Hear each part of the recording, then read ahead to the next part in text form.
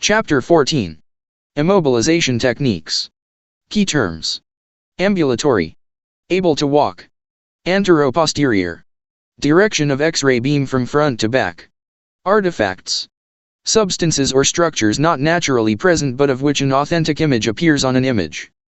Axial projection. Any projection not at right angles to the long axis of an anatomic structure. Empathy. Recognition of and entering into the feelings of another person. Flexion. Act of bending or condition of being bent.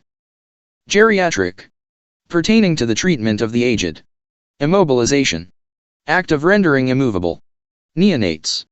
Newborn infants. Pediatric. Pertaining to the branch of medicine that treats children. Plantar. Surface sole of the foot. Rapport. Relation of harmony and accord between two persons. Restraint. Hindrance of an action, movement. Trauma. Wound or injury. Scope of immobilization techniques. When immobilization techniques are discussed, the effect of motion and positioning inaccuracy on the diagnostic quality of the procedure is important to understand. One of the many factors that affect diagnostic quality is motion. When one attempts to photograph a fast-moving object, example a sprinter or a race car, a good possibility exists that the image will appear streaked or blurry because of the motion of the object photographed. The same phenomenon occurs when radiographing a wiggly 3-year-old patient's chest or the shaking hand of a badly injured accident victim. The movement of the toddler or the shaking hand results in a blurred image and necessitates a repeat exposure, which increases patient dose. The important fact is that the motion of the subject does not have to be considerable or exaggerated to affect the procedure. Even the slightest movement can seriously compromise the image. Another important factor affecting diagnostic information is inaccuracy when positioning the patient during an examination. Many positions for procedures require exact degrees of rotation of the patient or body part. Use of positioning aids such as sponges or supports enables the radiologic and imaging sciences professional to position the patient accurately. At the same time, this support of the patient significantly lessens the possibility of motion. A thorough knowledge of the various methods that can be used to reduce the possibility of motion problems and positioning inaccuracies is therefore extremely important when studying the art and practice of radiologic and imaging sciences. Simple versus involved immobilization techniques. Although some forms of immobilization or restraint techniques can be intricate, understanding that immobilization techniques cover a wide range of applications, from minimal to highly sophisticated, is important. The simplest techniques involve the use of a positioning sponge to support the anatomic area of interest or gently laying a sandbag across a patient's forearm to minimize shaking caused by patient anxiety.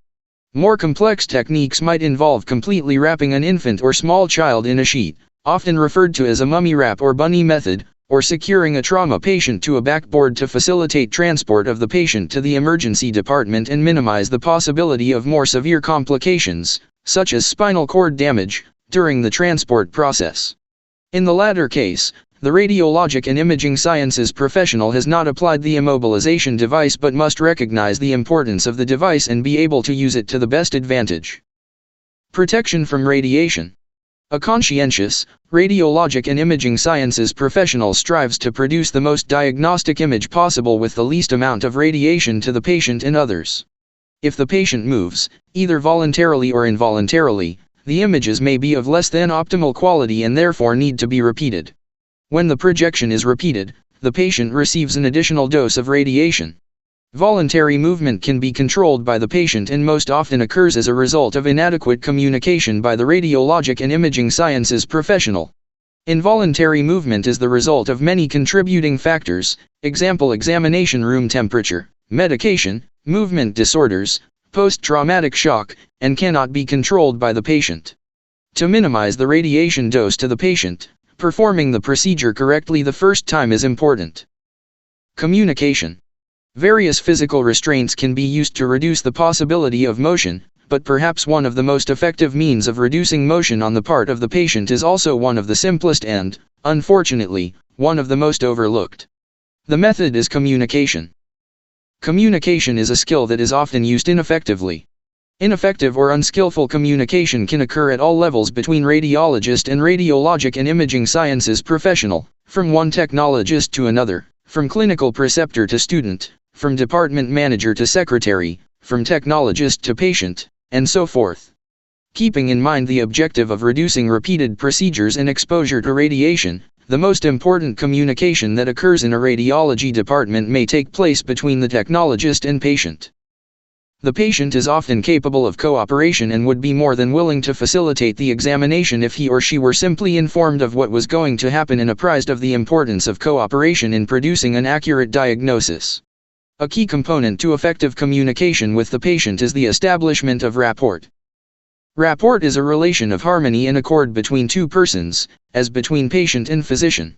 This harmony and relationship building should begin as soon as the radiologic and imaging sciences professional introduces themselves to the patient and continue throughout the history-taking process.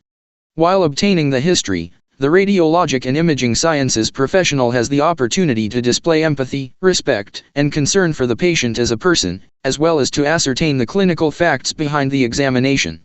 Once the radiologic and imaging sciences professional has established rapport with the patient becomes increasingly comfortable, a sense of trust and confidence is established, and the patient is able to focus on the explanation of what will occur during the examination. Whereas a good explanation of the examination is important and will better enable the patient to cooperate, the explanation generally need not be highly technical or filled with professional jargon. A simple explanation, in lay terms, stressing the importance of cooperation on the part of the patient is usually all that is needed. Care must be taken, however, that in simplifying the explanation one does not make the patient feel insulted by underestimation of their intelligence. A proper assessment of the patient's replies and questions allows the radiologic and imaging sciences professional to explain the examination at a level appropriate to each patient. The explanation should emphasize that cooperation on the part of the patient will make the examination proceed quickly and result in the highest quality diagnostic information possible.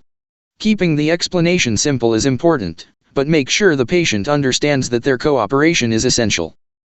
The radiologic and imaging sciences professional will not always be able to communicate effectively in a verbal sense, as in the case of a very young child or someone who is highly stressed because of the nature of their injury or condition.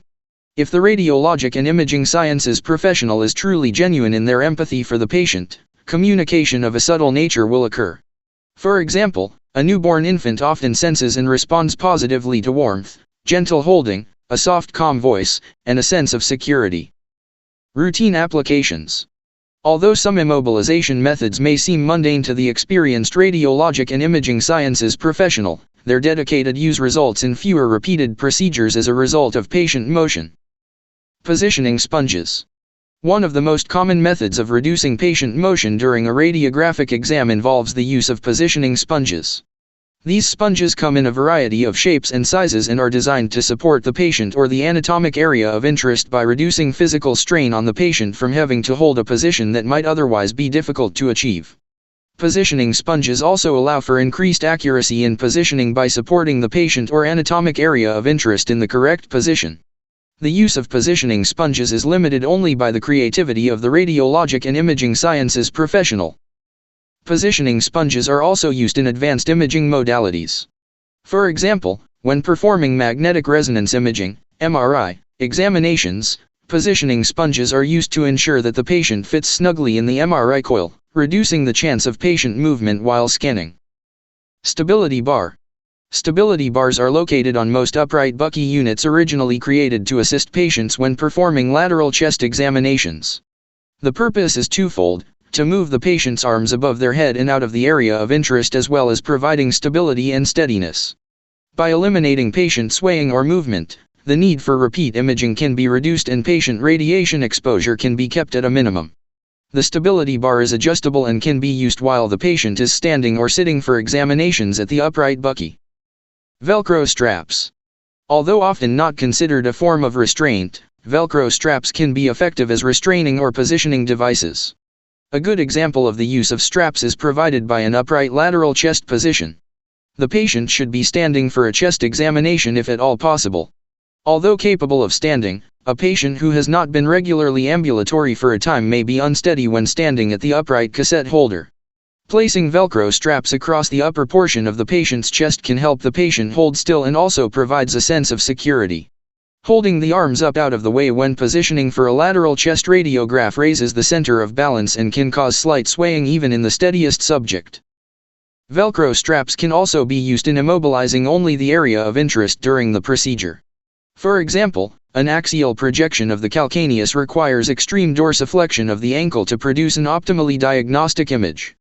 The use of the strap beneath the plantar surface of the foot allows the patient to maintain the extreme flexion required and at the same time reduces the possibility of motion that may result from maintaining an uncomfortable position. Velcro straps are also used in advanced imaging modalities such as MRI and computed tomography, CT. These straps help to immobilize the body part being imaged and to prevent motion. Additionally, Velcro straps can be used in MRI to keep imaging coils secure. Velcro straps can serve as a safety precaution when performing a procedure on a patient who is not completely cognizant, such as those who are heavily medicated or intoxicated or who have diminished mental capacities. This type of patient should never be left unattended. The straps serve only to facilitate protection of the patient from injury. With straps in place, sudden or unexpected movement by the patient would not result in injury to the patient and would allow the attendant to respond to the situation. Velcro strap restraints. Velcro strap restraints are designed to be attached easily to the imaging table. These types of restraints include two brackets that mount to each side of the table with a strap that is adjustable for any size patient. It can be adjusted to cover any part of the body, such as the chest, abdomen, or legs. This is often utilized in cardiovascular interventional (CIVI) imaging. Straps wrapped around the patient's waist and chest reduce the chance of patients rolling off the examination table. These restraints can also be used for compression. Tightening the strap a little further applies gentle pressure to the abdomen to enhance diagnostic information in certain procedures. When performing gastrointestinal procedures, for example, placing the patient in the semi-erect position may be desirable. In these circumstances, when a patient is too weak to stand unassisted, Velcro strap restraints can be applied across the patient's upper and lower abdomen to support the patient firmly during the procedure. This precaution helps reassure the patient that they will not fall. Sandbags. Sandbags are useful positioning and immobilization devices and can be used in a variety of ways. By themselves or in combination with positioning sponges, sandbags are extremely helpful in reducing voluntary motion. Sandbags, unlike radiolucent positioning sponges, are radiopaque, i.e., radiation does not pass through easily. As a result, they cannot be placed in such a way that diagnostic information is obscured within the anatomic area of interest. They must be placed gently on or against the areas adjacent to the anatomic area of interest so as not to injure or cause further damage. A common use of sandbags as positioning aids is in performing an X-ray examination of a lateral cervical spine or of the acromioclavicular joints. Both examinations require that the shoulders lie in the same transverse plane and that the patient hold sandbags of equal weight. For the lateral cervical spine, the patient must depress the shoulders as much as possible to demonstrate the lower cervical vertebrae. Here again, as in the case of positioning sponges, the variety of uses for sandbags is limited only by the radiologic and imaging sciences professionals' imagination. Head clamps. Head clamps can be attached to radiographic imaging devices, for example, radiographic table or an upright cassette holder, and are designed strictly for use in positioning various projections of the skull. When applied safely and appropriately, head clamps serve more as positioning aids than as immobilization devices. A patient so desiring can easily pull away from the head clamps. Head clamps serve as a reminder to the patient of the importance of remaining as still as possible, and they ensure the reduction of voluntary movement on the part of the patient. Special applications. Immobilization techniques are often required for use with trauma, pediatric, and geriatric patients. Each type of patient provides unique opportunities to apply immobilization techniques. Trauma applications. Methods for safely and expeditiously performing examinations on badly traumatized patients involve entirely different concepts. Immobilization is one of the most critical considerations when working with seriously injured patients. In these instances, the radiologic and imaging sciences professional is faced with immobilization devices that already have been applied to the trauma patient by the emergency medical team to stabilize the area of injury and to facilitate safe transport to the trauma center. The radiologic and imaging sciences professional must be familiar with the various types of traction and immobilization techniques and devices used by emergency medical personnel. This familiarity must include knowledge of which devices are radiolucent, which must be left in place for initial examinations, and when these devices can safely be removed for more detailed procedures. In many situations, the radiologic and imaging sciences professional must consider performing the initial examination with immobilization devices left in place. In fact, more often than not, the radiologic and imaging sciences professional has no choice but to perform the procedure in this manner. Fortunately, manufacturers of emergency traction devices are designing equipment to use radiolucent materials whenever possible. This equipment permits initial radiographic studies to result in increased diagnostic information without endangering the trauma patient by necessitating the removal of immobilization devices. In most instances, initial images can and should be produced without removing immobilization devices. Only after a radiologist or an attending physician has read the initial images and approval has been given should the radiologic and imaging sciences professional remove the immobilization device for a more complete examination. Immobilization devices should be removed gently while maintaining patient comfort and safety by immobilizing the injured area above and below the device. Positioning sponges should be placed to support the anatomic area of interest. Depending on their condition, the patient may be moved or rolled slightly to facilitate removal of the device. If help is available, safety and comfort for the patient are enhanced if two people, working together, remove immobilization devices. Spinal trauma. The most common spinal trauma traction device encountered by a radiologic and imaging sciences professional is probably the cervical collar. This device is designed to place traction on the cervical spine to prevent further life-threatening movement in this vital area. The cross-table lateral, antero-posterior, AP, and AP open-mouth radiographic positions may be used to evaluate the cervical spine during a cervical trauma examination. After evaluating the images, the attending physician or neurosurgeon can determine the next step in treatment. All projections can be produced with the cervical collar in place, and can be removed only after the physician has reviewed the radiographic images and determined that it is safe to move the patient without the collar. The backboard, or spine board, is another spinal immobilization device often seen in trauma situations. Although the backboard is mentioned here under spinal trauma considerations, its uses are by no means limited to spinal injury. It is used to immobilize and support the victim's entire body. A backboard can be used if the thoracic or lumbar spine is involved.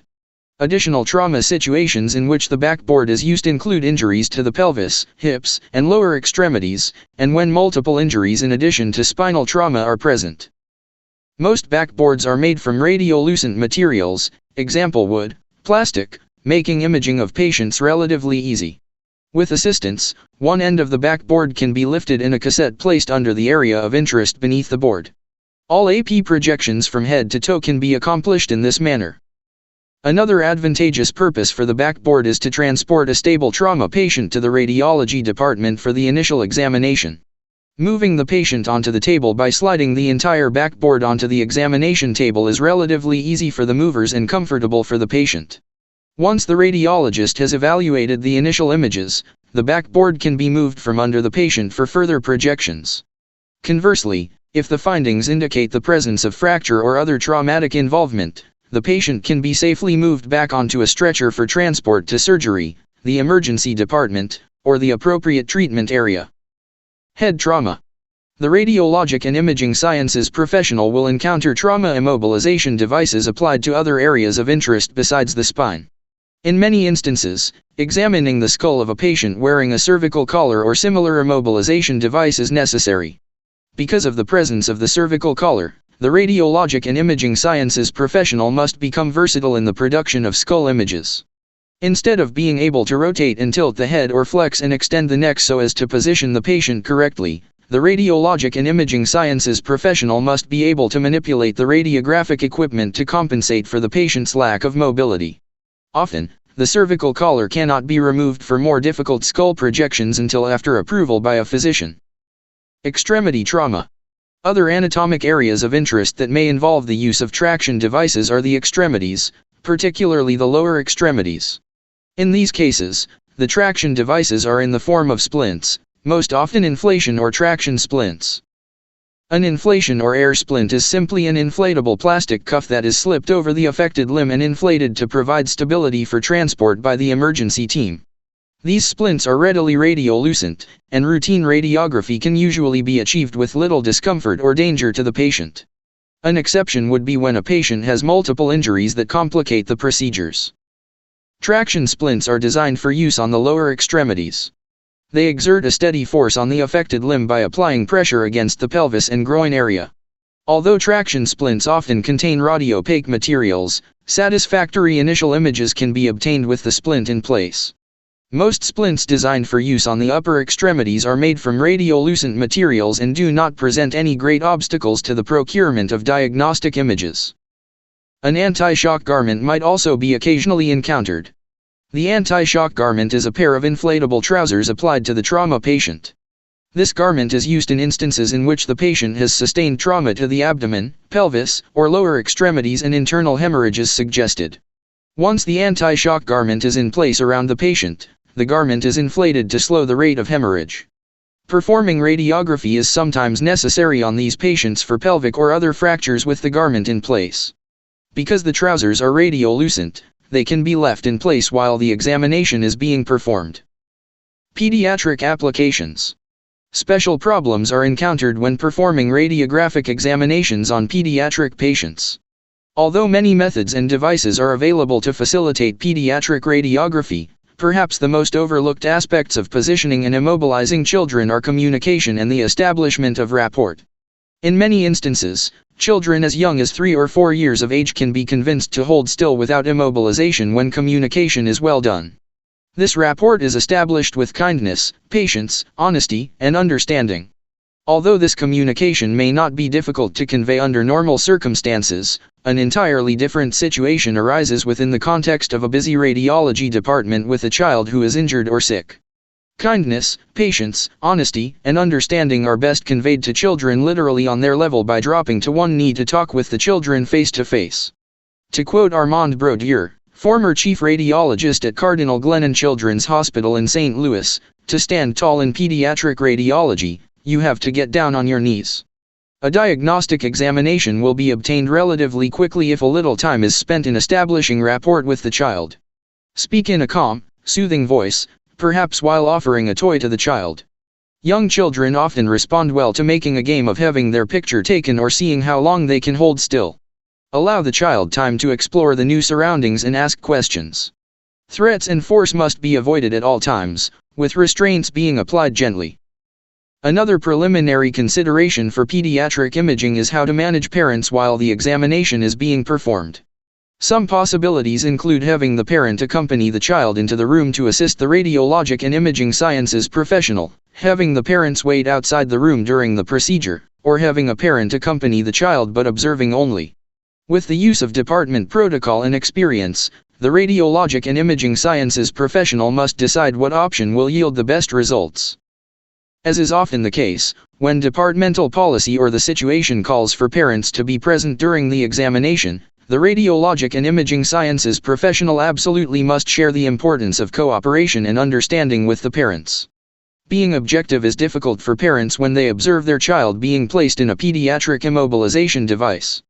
Although a child who is confined in an upright chest immobilization device or strapped to a restraint board may appear uncomfortable, the parent must be made to understand that the technique or device used for immobilization is the safest, surest way to produce optimal diagnostic images with a minimal amount of discomfort and radiation exposure for the child.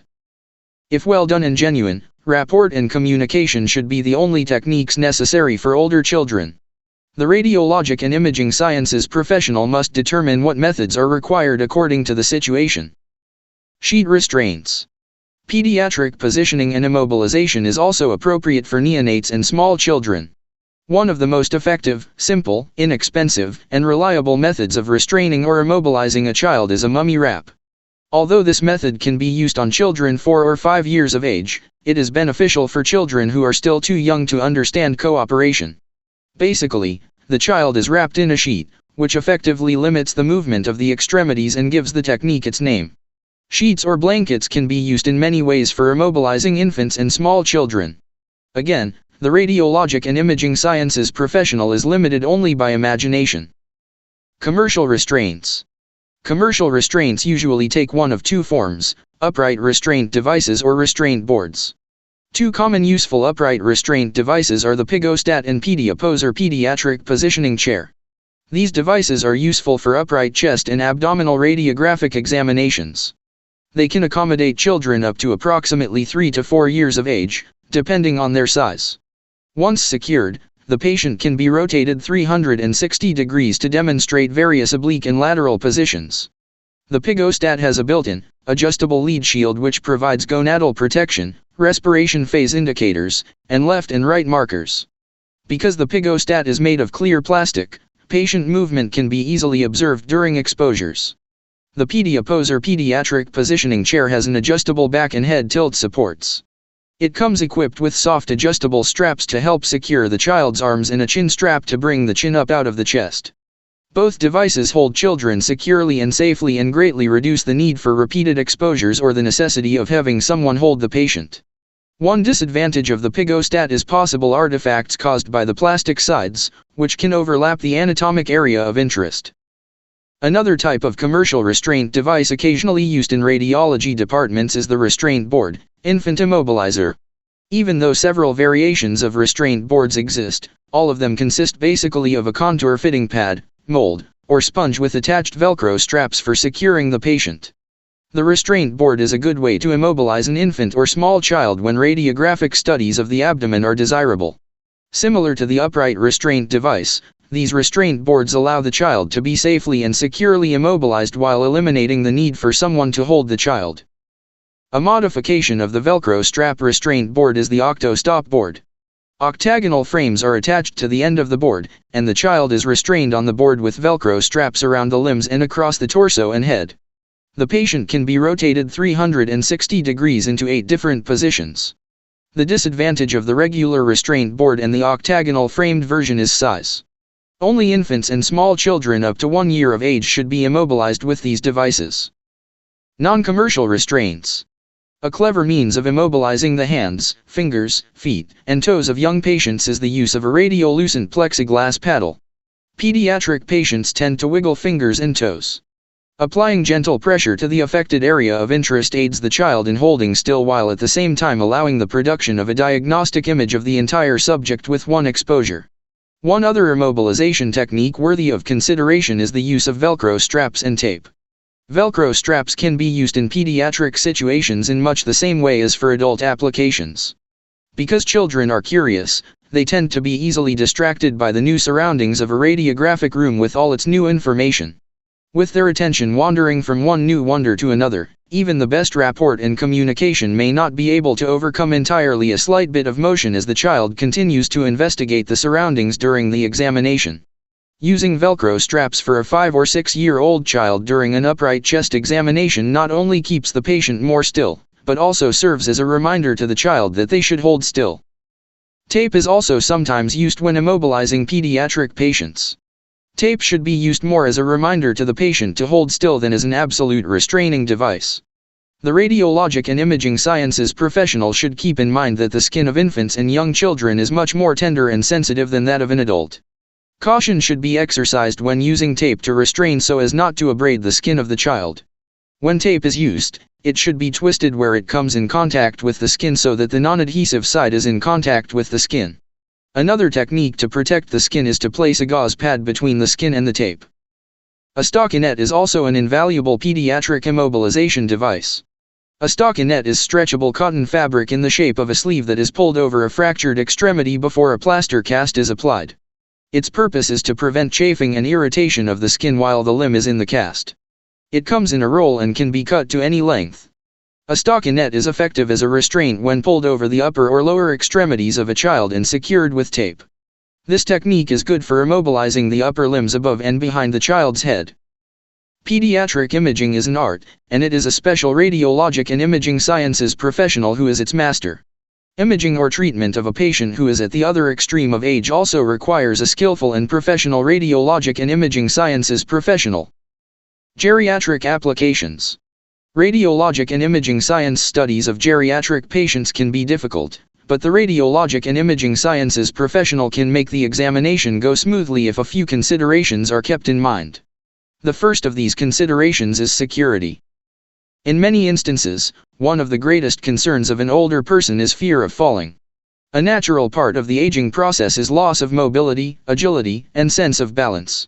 What would be considered a minor fall for a younger person often has catastrophic results for an older adult. Therefore, in addition to communication and rapport, the radiologic and imaging sciences professional must take extra care to make a geriatric patient feel secure. This measure always includes patience in allowing for extra time during the examination so that the geriatric patient does not feel rushed or hurried. Using an extra assistant or two to help move the older patient onto the radiographic table can increase the patient's feeling of security. Always take extra care not to make the geriatric patient feel disoriented by rushing through the examination or by quickly moving from one radiographic position to another. This precaution will allow the geriatric patient to feel more relaxed and better able to concentrate on holding still, thus reducing the need for repeated exposures. An often overlooked consideration of geriatric imaging that goes along with security is keeping the patient warm. Older people tend to become chilled easily. This fact, along with the necessity of wearing thin hospital gowns and robes, can add to the difficulty of a geriatric radiographic examination. If the patient is cold and concentrating on trying to keep warm, they will be less likely to be able to cooperate by maintaining a radiographic position. If the older patient is going to be in the department for a long time or is undergoing a lengthy examination such as a barium enema, which requires an extended time on the radiographic table, the radiologic and imaging sciences professional should cover the patient or offer extra blankets during the procedure. A third factor that can interfere with an older patient's ability to cooperate and maintain position is comfort, and this factor too must be considered during the medical imaging examination. Just as security and warmth are part of patient comfort, consideration must be given to how long the geriatric patient must lie on the imaging table. Medical imaging tables are hard and cold. Many older patients are thin and are therefore conscious of the hardness of the table. To enable the geriatric patient to cooperate easily and fully, a radiolucent pad should be placed on the table before the examination. An imaging examination that might take 20 to 30 minutes can seem to take an eternity on an unpadded imaging table. In addition, a sponge or radiolucent pad beneath the patient's knees can greatly reduce strain on the patient's back and increase the patient's ability to cooperate during the examination. A disadvantage of using a pad for a radiographic imaging exam is the possibility of slight artifact production or loss of radiographic detail because of increased object-to-image receptor distance. In some instances, a pad might be objectionable to a radiologist. Although the previously mentioned aspects of security, warmth, and comfort should be considered for all patients, these elements are of extra importance for geriatric patients and can greatly reduce the amount of stress to the patient and radiologic and imaging sciences professional during an exam or procedure, if extra emphasis is placed on them. Radiation therapy immobilization. Radiation therapy uses a variety of immobilization techniques to limit patient movement, ensuring proper administration of radiation. Cradle molds are created with a mix that is poured into a bag, then placed where patient immobilization is needed. VAC-LOC molds create custom immobilization through the use of bags filled with beans and vacuum suction. Thermoplastic head and neck masks are molded over the patient's face and neck during treatment planning to create a customized immobilization device. Occasionally, tape is used to aid in immobilization of claustrophobic patients. Summary. Although patient immobilization is only one of many factors in the production of a successful diagnostic imaging study, awareness of the various elements to be considered in immobilization techniques must be a part of the radiologic and imaging sciences professionals' professional repertoire. Before learning the various methods of immobilization and restraint pertinent to diagnostic and advanced imaging studies, the radiologic and imaging sciences professional must first understand that immobilization techniques are used to eliminate or minimize movement by the patient and to enhance the proper positioning of the anatomic area of interest. Appropriate use of immobilization or restraint techniques can greatly reduce the negative effects of movement or improper positioning on the diagnostic quality of the finished image. The skill that may be the single most important technique in patient immobilization and the one that must be developed by all radiologic and imaging sciences professionals is high-quality communication. High-quality communication allows the patient to become an active participant and assistant in the diagnostic imaging examination, thus accelerating the examination and reducing the need for repeated exposures. Two key essentials for effective communication are explanation of the procedure and establishment of rapport with the patient.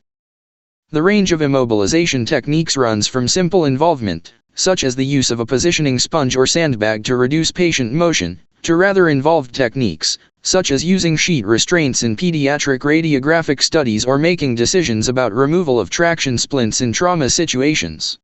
Within this range are a significant number of different immobilization techniques and considerations for their use.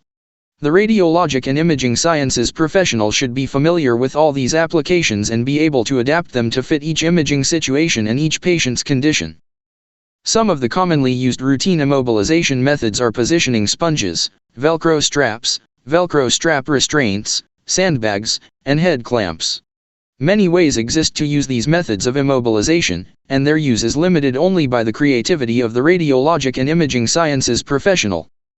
Because immobilization is one of the most critical aspects of trauma imaging, the radiologic and imaging sciences professional should be familiar with numerous trauma immobilization devices, methods for producing diagnostic images with these devices in place, and when removing these devices for further imaging studies is appropriate. Some of these trauma immobilization devices are cervical collars, backboards, air splints, and traction splints. One area of diagnostic imaging that often requires the use of immobilization methods is pediatric imaging. Perhaps the most effective method of immobilization is establishing rapport with the young patient. Methods for pediatric immobilization with which the radiologic and imaging sciences professional should be acquainted are sheet restraints, upright and board restraint devices, radiolucent paddles, stockinets, and the correct use of tape. Although imaging examination of geriatric patients can be difficult, certain considerations can greatly facilitate these studies. In addition to communication, rapport, and respect, key considerations for successful geriatric imaging are security, warmth, and comfort. Familiarity with various immobilization techniques is one aspect of the art of diagnostic imaging that enables the radiologic and imaging sciences professional to attain the highest levels of professional standards, that is, the production of optimal diagnostic quality images with the least amount of radiation exposure to patient, radiologic and imaging sciences professional, and ancillary personnel.